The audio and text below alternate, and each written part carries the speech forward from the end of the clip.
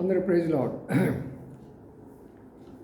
దేవుని మహాకృపను బట్టి మన ప్రభు మరొక దినం మనకు అనుగ్రహించాడు. ఆయన వాక్యాన్ని ధ్యానించేదాని కొరకై కొన్ని నిమిషాలు మరి దినాల్లో మన పరమగీతం ఉన్న అనేకమైన విషయాలు తెలుసుకుంటున్నాం. ఆ విషయాలు అనేకులు మనం ప్రశ్నిస్తున్నారు ఈ రోజుల్లో. మీ పరమగీతం అంతా కూడా అది మంచి పుస్తకం కాదు, అందులో అంతా చెడు అని చెప్పుకుంటున్నారు. కాబట్టి దానిలో ఉన్నటువంటి ఆత్మీయ పాఠాలు మనం నేర్చుకొని అనేకులు మనం తెలియచెప్పాలి. అది మన బాధ్యత. వినేవాళ్ళందరూ కూడా క్షేమంగా ఉండాలి. ప్రార్థిస్తూ రండి, ప్రారంభించుకుందాం. ప్రేమల మా ప్రభు తండ్రి, నమ్మకాన్ని మా దేవానికి స్తోత్రాలు. దినమంతా కాపాడారు, భద్రపరిచారు. మా అనుదిన పాఠం కొరకు వెళుతుంటుండగా మీ దాసును అభిషేకించి కొన్ని మాటలు దయచేయమని ప్రార్థిస్తుంటున్నాను. ప్రభా, పరమగీతలో ఉన్న అనేక రహస్యాల్లో ఇప్పటికే ఎన్నో విషయాలు మాకు తెలియజేస్తూ వచ్చారు. ఈరోజు కూడా కొన్ని విషయాలు తెలియచేయమని ప్రార్థిస్తుంటున్నాను. అంధకార శక్తులు మీ నామపడ బంధిస్తూ మమ్మల్ని తగ్గించుకొని మీ వైపు చూస్తూ ఎలాంటి డిస్టర్బెన్స్ లేకుండా చేయమని ప్రార్థిస్తూ యేసే పరిశుద్ధ నామమున స్తుతించి ప్రార్థించి కనపరచి పెడుతున్నాం తండ్రి, ఆమేన్. రండి, ఇక్కడ మనం గమనిస్తాము పరమగీతము 1వ అధ్యాయం 4వ వచనము.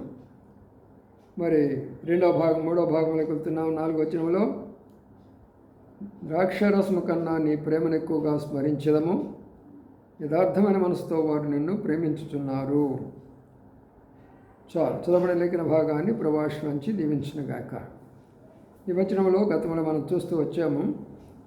1వ అధ్యాయంలో 1వ వచనం నుంచి 4వ వచనాల్లో 4వ వచనంలో నన్ను ఆకర్షించము అనే మాటను గురించి మనం చూస్తూ వచ్చాము. రాజు తన అంతఃపురంలో నన్ను చేర్చుకునే మాట గురించి మనం తలుస్తూ వచ్చాము. ఇప్పుడు ద్రాక్షరసము కన్నా నీ ప్రేమను ఎక్కువగా స్మరించదము, యథార్థమైన మనసుతో వారు నిన్ను ప్రేమించున్నారు అనే మాటలు కనబడుతుంటున్నాయి. ఇక్కడ మరి షులోమతి అనగా ఆయన యొక్క సొలొమోను యొక్క భార్య, చివరి భార్య, ఆఖరి భార్య, ఆమె ఏమని చెప్తుందంటే, ద్రాక్షరసము కన్నా నీ ప్రేమ ఎక్కువగా స్మరించదము అంటున్నాడు. తన భర్తను ఎంతగా ప్రేమించింది అంటే, తన ప్రియుని ఎంతగా ప్రేమించింది అంటే, ఈ లోక సంబంధమైన సంతోషం ఇచ్చేటటువంటి మరి దేనికంటే కూడా అంత అధికముగా తన ప్రియుని, తన భర్తను ప్రేమించినటువంటి స్థాయిలో షులోమతి ఎదిగింది. నా ప్రియమైన సోదరుడా, ఈ ద్రాక్షరసం అంటే సంతోషానికి గుర్తుగా కనబడుతుంటున్నది. కాబట్టి సంతోషానికి గుర్తు ఇక్కడ ఏమంటుందా అంటే, ద్రాక్షరసం ఒకవైపున సొలొమోనును ప్రేమించే యొక్క ప్రేమ మరోవైపున కనబడుతున్నది. దీని అర్థం ఏంటంటే, ఈ లోకములో వచ్చేటటువంటి సంతోషము కంటే కూడా తన భర్తగా, తన ప్రియుడిగా, తన రాజుగా తనిచ్చే సంతోషమే చాలా గొప్పది. ఈ లోకములో మిగతా ఎవరు ఎలాంటి యొక్క సంతోషము, అది ద్రాక్షరసం కావచ్చు, లేక ఇంకోటి కావచ్చు, ఏదైనా కావచ్చు, కానీ దానికంటే కూడా మధురమైనటువంటిది నీ ప్రేమ అని ఇక్కడ తెలియచేయబడుతున్నది. కాబట్టి ఇక్కడ ఆధ్యాత్మికంగా మనం తీసుకున్నట్లయితే సంఘము కూడా అలాగనే చెప్పబడుతూ ఉంటున్నది. ఏమని చెప్పబడుతుందంటే, నీ ప్రేమ ద్రాక్షరసం కంటే మధురమైనది, అందుకని దానిని మేము స్మరిస్తున్నాము అంటున్నాడు. మరి దీని అర్థం ఏంటంటే, ప్రభువు క్రీస్తు వారు ఎంతగా ప్రేమించాడు అంటే, ఇక్కడ చెప్పే మాట ఏంటంటే, ఈ లోకములో మాకు ఇచ్చేటటువంటి ఏ సంతోషము కంటే, అది చదువైనా, ఉద్యోగమైనా, ధనమైనా, బంధుత్వం ద్వారా అయినా, స్నేహితుల ద్వారా అయినా, లేక లోకర్షమ సంబంధమైనటువంటి అనేకమైనటువంటి ఆకర్షణలు ఎన్ని ఉన్నప్పటికీ వాటన్నిటిని మించినటువంటి యొక్క సంతోషం నీవు మాకు ఇస్తున్నావయ్యా. అందుకని ఆ ప్రేమను బట్టి నేను మేము స్మరిస్తున్నాము. స్మరించడం అంటే ఏంటి? జ్ఞాపకం చేసుకోవడం కాదు. స్మరణ ఎప్పుడు మనసులోనే అదే యొక్క తలంపు, అదే ఆలోచన, అదే యొక్క మరి మనస్తత్వము అలాగా స్మరించుకుంటా, మనసులోనే ఎప్పుడు తలంచుకుంటా, ఆలోచన చేసుకుంటూ ఉండేదానిని స్మరించుకోవడం అంటారు. ఇంకో మాటలు చెప్పాలంటే డివోషన్ అంటే ఇంకా దైవత్వంతో కూడిన చింతనలో ఉంటూ వస్తూ ఉంటారనమాట. అందుకని ఇక్కడ ఏమంటున్నారంటే, అవి చెప్తూ ఏ మాట చక్కగా ఉపయోగించారంటే, మొదటి అధ్యాయంలోనే ద్రాక్షరసము కన్నా నీ ప్రేమను ఎక్కువగా స్మరించదము అంటున్నాడు. కాబట్టి ప్రియమైన సోదరులారా, సంఘము అనేటటువంటిది ప్రభువుని ఎందుకు స్మరిస్తూ ఉంటారు, ఎందుకు బైబిల్ చదువుతూ ఉంటారు, ఎందుకు ప్రార్థన చేస్తూ ఉంటారు, ఎందుకు పరిచయం చేస్తూ ఉంటారు, ఎందుకు సేవ చేస్తూ ఉంటారు, ఎందుకు అనేక రకాల విధాలుగా ఎక్కువ ప్రభువైనటువంటి యేసుక్రీస్తు నామం పేరిట స్మరణ చేస్తూ ఉంటారు. ఆయన నామం ఎందుకు ప్రకటించబడుతుంటున్నది, ఆయన గొప్పతనం ఎందుకు ప్రకటించబడుతున్నది అంటే ఆ ప్రేమలో ఉన్నటువంటి గొప్పతనం. ఏమిటి ఆ ప్రేమ? లోకంలో అనేకమైన ప్రేమలు ఉన్నాయి. ఆకర్షించే ప్రేమ ఒకటి ఉంటే, ఆనందించే ప్రేమ ఒకటి ఉంటుంది, ప్రత్యక్షపరిచేటటువంటి ప్రేమ ఒకటి ఉంటే, ఆదరించే ప్రేమ ఒకటి ఉంటుంది, కరుణ చూపించే ప్రేమ మరొకటి ఉంటుంది, కనికరం చూపించే ప్రేమ మరొకటి ఉంటుంది, క్షమించే ప్రేమ మరొకటి ఉంటుంది, సహాయం చేసే ప్రేమ మరొకటి ఉంటుంది. ఇలాగా అనేక విధాలుగా మరి ప్రేమ, ఆ ప్రేమ గుణాలు ఏ మనుషుల్లో కానీ ఈ లోకంలో పుట్టినటువంటి ఏ వ్యక్తిలో కానీ కనబడరు. ఒక్క ప్రభువైనటువంటి యేసుక్రీస్తు వారికే ఆ లక్షణాలు ఉన్నాయి. అందుకనే ఆకర్షిస్తున్నారు. అందుకనే ఆకర్షించబడిన వారు ఆనందిస్తుంటున్నారు. ఆనందిస్తున్నప్పుడు వాళ్ళకి వచ్చే కష్టాల్లో ఆదరించబడుతూ ఉంటున్నారు. వారు ఆదరించబడడం ప్రత్యక్షంగా ప్రజలు చూస్తూ ఉంటున్నారు. వారి ఆనందాన్ని ప్రజలు చూస్తూ ఉంటున్నారు. అనేక సందర్భాల్లో పొరపాటు జరిగినప్పుడు ఆ ప్రభువుని క్షమిస్తూ ఉంటున్నారు. కష్టాల్లో, బాధల్లో, శ్రమలు ఉన్నప్పుడు ఆయన దయ, కనికరం వాళ్ళ మీద చూపిస్తూ ఉంటున్నారు. ఈ ప్రేమంతని కూడా తలపోసుకుంటే ఎవరు స్మరించుకుని ఉంటారు చెప్పండి? ఆ నామాన్ని ఎవరు ధ్యానం చేయకుండా ఉంటారో చెప్పండి? అందుకని నీ ప్రేమ ఈ లోకం ఇచ్చేటటువంటి ద్రాక్షరసం కాదు. ఈ లోకములు ఇచ్చేటటువంటి ఏ సంతోషము నేను ఆ ప్రేమను, ఆ సంతోషం నేను పొందలేనయ్యా. నీవు ఇచ్చినటువంటి గొప్ప ప్రేమను బట్టి నిన్నే స్మరిస్తున్నానని ఇక్కడ చెప్తూ మరొక మాటను ఉపయోగించారు. ఏ మాట?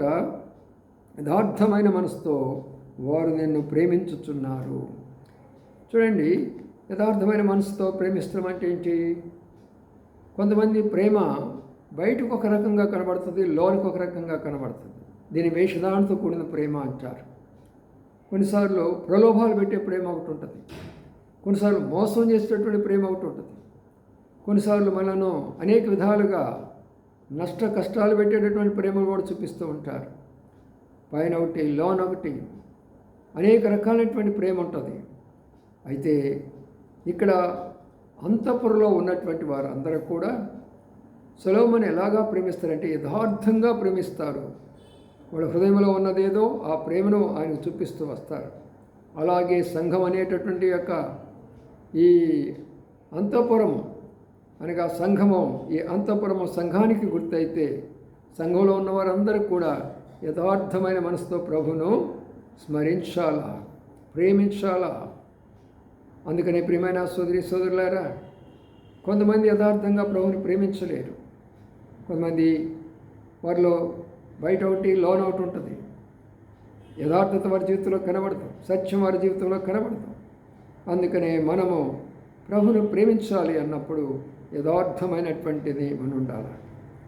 అందుకనే యథార్థ హృదయాలు దేవునికి అంత ఇష్టమైనటువంటి వారు. యథార్థవంతుల యొక్క ప్రార్థన దేవుడు ఆలకిస్తాడు. యథార్థవంతుల యొక్క గుడారము అది వదిలేదుగా కనబడుతూ ఉంటుంది. అట్టి యథార్థత చాలా గొప్పది.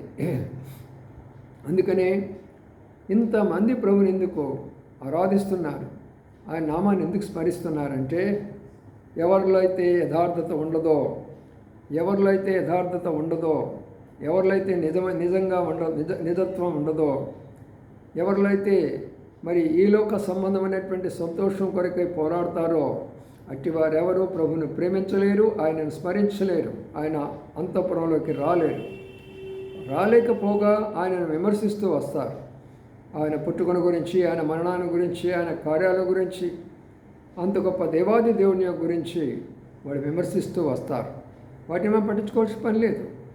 కానీ వాస్తవమైన విషయం ఏంటంటే ఇక్కడ ఈ సాంగ్ ఆఫ్ సాల్మన్లో ఈ యొక్క పరమగీతంలో ఉన్నటువంటి పరమార్థం ఏమిటంటే ఇక్కడ మనం చూసినటువంటిది, ప్రభువా నేను కూడా నేను స్మరిస్తానయ్యా, ఎల్లవేళలో నేను స్మరిస్తాను. ఎందుకంటే నీవు నన్ను ప్రేమించావు, ఎంతగా ప్రేమించావంటే నా కొరకై ప్రాణం పెట్టావు, ఎంతగా ప్రేమించావంటే నన్ను పిలిచినావు, ఎంతగా పిలిచావంటే నన్ను నీ అంతఃపురంలో చేర్చుకున్నావు, ఎంతగా ప్రేమించావంటే నాకు కావాల్సిన సదుపాయాలన్నీ కూడా ఇస్తున్నావు, ఎంతగా ప్రేమించమంటే నన్ను ఆదరిస్తున్నావు, ధైర్యపరుస్తున్నావు. కాబట్టి నీకేమి ఇవ్వగలం తండ్రి అని మనమందరం కూడా యథార్థముగా ప్రభుని అందుకనే హంసవార్త 4:24 ఒక మాట ఉన్నది, ఆయన ఆరాధించువారు ఆత్మతోనూ సత్యముతోనూ యథార్థముగా ఆరాధించాలనే మాట ఉన్నది. ప్రియమైన సోదరి సోదరులారా, అందుకనే క్రైస్తవ యొక్క ఆరాధన యథార్థమైనటువంటి ఆరాధన, వారి అనుభవంతో కూడినటువంటి ఆరాధనగా ఉంటుంది. అట్టి వారిని విమర్శిస్తున్నావా? ఇంత శ్రేష్టమైనటువంటి సొలొమోను యొక్క గ్రంథాన్ని, ఇంత శ్రేష్టమైనటువంటి లోతైన సత్యాలను మనం విమర్శిస్తున్నామా? యూదులైతే దీన్ని ప్రత్యేకంగా ఆ యొక్క పరమగీతం అంటే యూదా జనాంగానికి పరలోక గవినిగా దాన్ని పూజ చేసుకుంటారు. ప్రత్యేకంగా దాని కొరకు వాళ్ళు ఎంతగానో ఇంపార్టెన్స్ ఇచ్చి దాన్ని గ్రంథపఠనం చేస్తూ వస్తారు. పరలోక రాజ్యం పోవాలంటే అన్నిటికన్నా ఉన్నతమైన గ్రంథం అని చెప్తూ ఉంటారు. ఇటు అనుభవంలోకి ప్రభువులను నడిపించునుగాక. ఆమేన్.